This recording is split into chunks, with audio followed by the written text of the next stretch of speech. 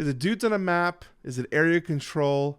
Lords of Ragnarok takes a brilliant step forward, combining two of my favorite mechanics into a single game.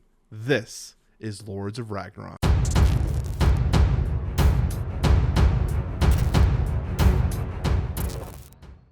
Welcome to the breakdown. You're watching Game Brigade. I am Brian Greer, and with this new series, we dive into Kickstarter campaigns and uncover the specific mechanics so that you can make backing decisions that are more informed and better for you. If that sounds interesting to you, or if you think this is going to be a help, please consider leaving a thumbs up for this video. It greatly helps us with the YouTube algorithm, and leave us a subscription if you really like our channel. We do these breakdown videos whenever we have a big launch of a campaign to help you make the best backing decisions. So Lords of Ragnarok is the second game in the Lords series, with Lords of Hellas being the first one.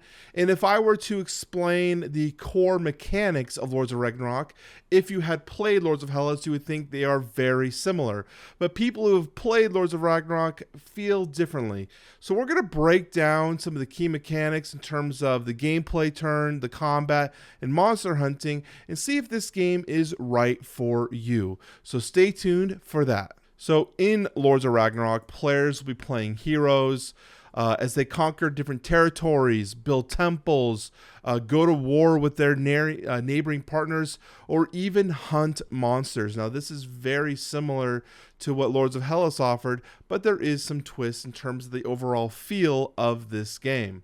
With several different win conditions, players can adopt different strategies as they play, which I love the variable look of this, giving players the opportunity that they see as the best way to approach each game. And because of the multiple win conditions, there's always something you have to be aware of as you're playing. I've been really excited for this campaign. I've had an opportunity to play Lords of Ragnarok, so I've gotten some first-hand experience with the game as well. So with that, let's dive into key mechanics first, talking about the action selection. Okay, so in Lords of Ragnarok, players are going to take on an asymmetrical hero, which means your character will have a unique power that they are the only ones who have it. And then with that, you are going to take on some sort of backstory that might give you additional benefits as well. And in this, players are going to have 5 different actions that they will take on their turn, basically going down the list, completing each one if able to. The first one is prayer, and prayer is going to allow players to either pick up a rune if their hero is on a section with a rune, or send a priest. Now, this is an important one because it takes forethought and planning, and players don't inherently start with priests. So you're going to have to do further actions down the line to set up this action if you want to take advantage of the sending a priest option. Or the rune tokens that are available on the map are going to be getting eaten up pretty quickly by opposing players. So you want to make sure that you're gathering them quickly or moving your hero in a way to get them. After the prayer action, there's the hero move step, where players can either move their hero up to 2 spaces or their Jakar. The Jakar is a boat mini here that is basically a reference, kind of treated like a bridge aspect, where players can use it to move from one location to another location. It's one way to get around the board per se. And the Jakar will travel along this outside map region, and there are little lines here indicating that that is a specific region. So the specific water sections are very vast. And if you were to move from one section, you can go from here all the way up to here, or pretty much anywhere in the map. You can literally move across the entire map if you wanted to with the Jakar system, which enables you to basically be touching anywhere you need to in this game. After that, players will get the option to do what is called a rune action. And rune actions are where you take the runes that we've been collecting, these rune tokens down here, and we can turn in different sets for different abilities. You can turn in 1 for a minor ability, you can turn in 2 of different types for a medium ability, or you can turn all 3 in for a more powerful effect. Now these are spent, and so you're going to have to recover more of them to get additional runes, but that is the rune action. And if you don't have any runes to spend, you will just skip this section of your turn and go to step 4, which is activating an army. With activating an army, you will have an army that's located in a settlement or not in a settlement. You can either increase their power if they're in a settlement, or you can move them one space.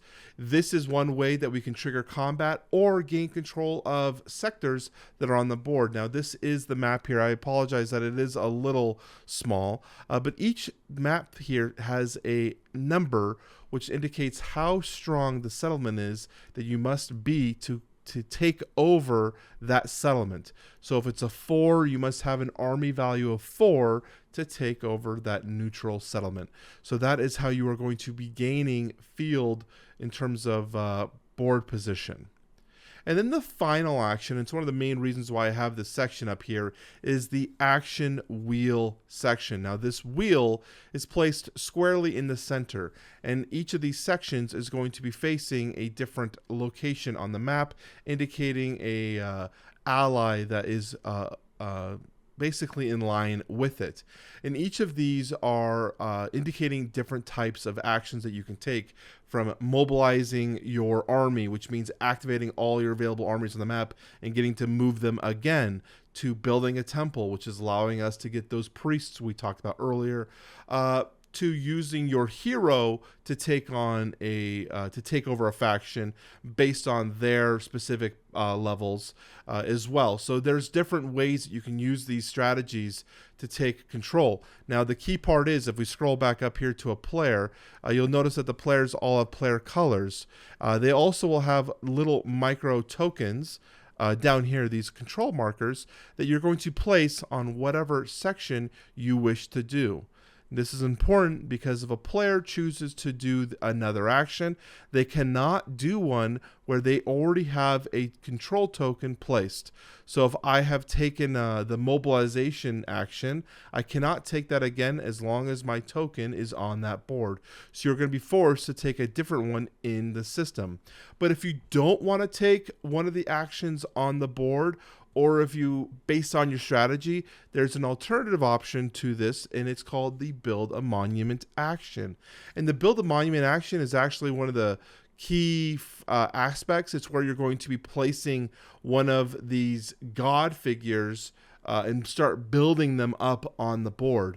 Every god will have just its base, which means just this little structure here with the 2 priest locations, but you're going to be structurally building these monuments as you go, adding layer and layer and layer. For example, if I scroll on down, I believe they have an example. I thought they had an example. They don't. All right, here. So you can see as Thor has his base, then you have the second level is base, feet, and then arms. So you're going to be building these monuments. So this is one way of building these monuments, which will also gain you additional rewards when you pray to these gods, because they are becoming more powerful and more influential in the space with that. But it's going to change the realm in terms of the overall field. Everyone's going to remove their tokens off the middle dial. Everyone's priests are going to get removed from the game, and they are removed completely unless you're the one who built the monument. Then you are going to get additional benefits with that. So it's going to require you to have temples. It's going to require you to have some forethought. Yes, you could just build a monument every turn, but if you're not doing the other aspects to it to gain advantages to it, you're not going to be helping yourself win the game. And I like that aspect in terms of that players are going to have different types of strategies with the Build a Monument. So those are the key things that a player is going to be doing on their turn. But there are things that can trigger during a turn that can change this, such as combat with another player or combat with a monster. So let's talk about that. Combat. So let's say we now have striken into combat. I have moved my army into your territory. We are now going to fight for control of this region. So players are going to have their army tokens on the board, and there's going to be a number on each token representing their specific power. This is indicated by a spin down dial at the bottom of the token showing their strength. And then players are going to be able to play combat cards to increase their strength. Now, at the very middle of the screen here, you can see that these combat cards have a strength number directly in the middle. And then they are going to have a text that says, if you play this, like down here, it'll say if you play this during combat and your hero is in the region, get an additional +1 for this card. So these are additional benefits that are going to take some forethought in strategizing how are you going to play them most effectively. And you have a hand limit size based on your knowledge, that your champion's knowledge power. So you're going to have to weigh in on that in terms of what does your opponent have, what cards do I have, and should I get more combat cards in my hand by getting more hand size before I strike into combat. Now, I also like that players are going to have the option to play combat cards or not play combat cards, but it always starts with the defender. The defender has the option if they want to play a card, and if they pass, they are done fully, and the attacker has the option to play combat cards. But this can go back and forth each time, playing multiple combat cards until someone passes and they are done doing so. So then you will match up to see who has the greatest strength. And then combat's a little different because combat is rewarding in the sense that by losing combat, you don't feel completely defeated and off the board. But it is satisfying as the winner because you have gained strength, you have gained territory control. So the next option we have then is attacking a monster. Attacking a monster is very similar to attacking a hero or an army. The only difference is that you have to do the circle action with your action at the end of the turn that says attack a monster. And that means your hero must be on the same tile as a monster character. And then you are going to have one other player draw monster cards. They're going to choose one, performance, ability, or attack. And then you as the defending player or the attacker are going to defend it and then get an opportunity to damage that monster. To damage a monster, you'll see here that there are icons at the bottom of their cards that show different symbols. If we scroll back down to the monster cards, you'll see at the top here that there are cards that match those symbols. So you're going to play these cards matching their symbols, counting the power, because if you get to a certain power level in terms of cards played, you get to draw additional cards as you continue this battle with this beast. And your goal is to try to cover all of these monster tokens here, cover them completely, and if you do so, the monster will be defeated. And every time you cover one, there's a reward here given to the player who did it first, so that you are able to get stronger as a faction by attacking a monster. You might not defeat the monster the first time. It might take a second attack on them, but by getting in there first and dealing damage and weakening the monster, you are benefiting your faction as a whole. So with that, we've covered basically the main component mechanics of this system. I think it's then important to talk about the things you should consider as you're making your decision on whether or not to back Lords of Ragnarok. The first thing I want to point out here are expectations. And I have here the minis on the board because I want to make sure this is understood, that the keynote aspects of this campaign are these large 130 millimeter minis that are very dominating on the player board. As you look at your scape, it's going to be very impressive. But the reality is these are not going to be built in this shape a majority of the time. In fact, in my playthroughs, imagine just Thor's legs on there and not his head. So you have to be comfortable with the fact that these keynote miniatures, the ones that they're highlighting, the ones that they're showing off, are going to be seen in less numerous states, I guess you would say. And more often than not, you're going to be just looking at these minis, which are still impressive minis. The monster minis are very impressive. The army minis are impressive. But the big 130 millimeter minis that they're trying to show off, those are seen less on the field. And so I think people need to understand that, because this game is very good beyond that. The next thing I want to talk about with the expectations is the approach to this game. I mentioned that it's kind of area control. I mentioned it's also dudes on a map. I think this game is a hybrid of the games, and I think if a player approached it in a singular manner and said, I'm going to play this like other area control games where winning the combat necessarily might not be the best bet, or, you know, it's not all about the military victories. It's about who controls the best territories might see themselves not doing as well and maybe in a negative space.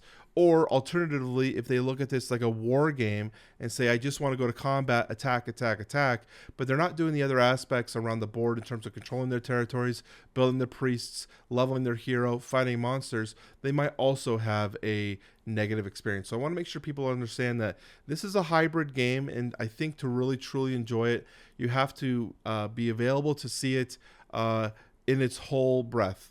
Because if you look at it from one angle, you might be disappointed in terms of what it's offering. The next thing I want to talk about are pledge levels.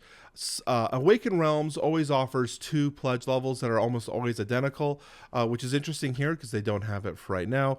But I expect the pledge levels to change more as this campaign reaches its completion. We should have a better understanding of all the available pledges. But I do want to talk about the pledge levels so that you're aware of the differences, because mainly it's the sun drop option versus non-sun drop. Sun drop is an additional shadowing effect that they do to their minis to give it that kind of interesting vibe or look to really enhance the minis overall aesthetic. It's completely cosmetic, doesn't add anything in terms of your gameplay unless it's bringing you joy from seeing the enhanced shadowing. And I will say, Awaken Realms has done a very good job with their manufacturer in getting this more refined and making it a showstopper. Is it worth the additional cost? That's up to you. I think a lot of people have said that it is. But with me, I have never actually backed an Awaken Realms and gotten the sun drop because I've always figured, well, I'll paint them at some point. And if you're planning on painting your miniatures, it's a completely pointless expense. So take a look at that. I will plan on saying that they're most likely going to have multiple pledge levels, as I said earlier, and you're going to see probably an all-in pledge with a bunch of different available add-ons to be added, such as the terrain expansion or the enhanced runes that we have here. These are all going to be available in an additional stretch goal. Most likely, I'm still believing that they're going to be offering additional content. They always seem to have a lot of content for all their games, so I'm expecting this pledge level to be closer to the 230 range based off their other campaigns, but we'll see, maybe even up to 300. So the question then becomes, why back now? Well, this game is going to be coming to retail. Most of Awaken Realms games have been retail spotted, at least in most of the board game stores that I've been to. So the biggest question is, why back now, or why should I back? It's going to be the stretch goals, and those are going to be available for players as a free add-on with this campaign. So currently we are moving through, we have the Bifrost expansion. This is a free expansion given to players who back the campaign now, as well as the Children of Loki expansion. We're expecting to see more of these as they come through. And they do say that the add-ons are being added every 2 days, but they also say it's monetarily added on. So that's a little interesting. I haven't quite seen very good information in terms of how they're breaking that down. But they are saying it is monetarial, but we're also doing every 2 day releases for stretch goals. So if you are interested in backing this, if this is something you are thinking about considering, you're going to really want to look at the stretch goals and say, does this add enough value comparatively to the shipping cost that the game is looking at to decide if this is worth backing now? A lot of times I would say yes, because there's enough value there that you're going to get better value or return for your dollar backing it now versus buying at retail and then reselling that a copy later. And you can see here Awaken Realms has had very good pedigree with their games. Usually they've got very fun thematic gameplay aspects, a little weaker on the rules at times, but they're working on it. But that's just their pedigree. So, but with that, we're talking about the shipping costs and is it worth it? Let's dive into shipping. The first thing to look at when we're talking about shipping with Awaken Realms is they usually have 2 different shipping types, single wave and split wave. The single wave shipping is cheaper, but you are going to see your product at a later date, usually 6 months to a year later when other people can get the product. But you're going to get everything at one time. So stretch goals, any expansions that you might have ordered, plus the core game.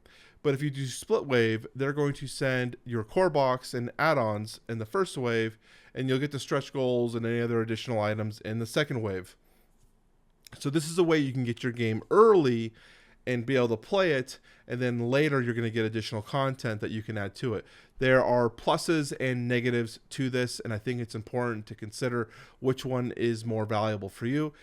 For me, I have had difficulty sometimes deciding which one I want to do, because when I get the game, I usually want everything at once. I want to experience it all. Am I still going to have as much excitement in 9 months when I get the stretch goals to break it back out, introduce those stretch goals back into the game, which I wanted them originally with my first playthrough? Is it going to have the same experience?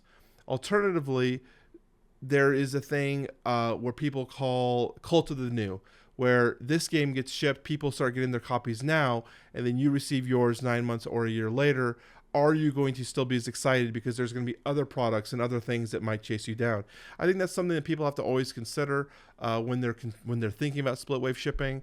I think the other thing to consider is if the cost of $11 enough to dissuade you from getting your product several months earlier. That's a personal question you have to ask yourself. But right now, here's the shipping information. You can go from there. So I think the final thing we want to look at in terms of our considerations is replayability. How often do we plan on getting this to the table, especially if we're looking at spending $100 to $200 on a board game? That's a lot of game that we want to make sure we're getting enough playthrough out of to truly enjoy it.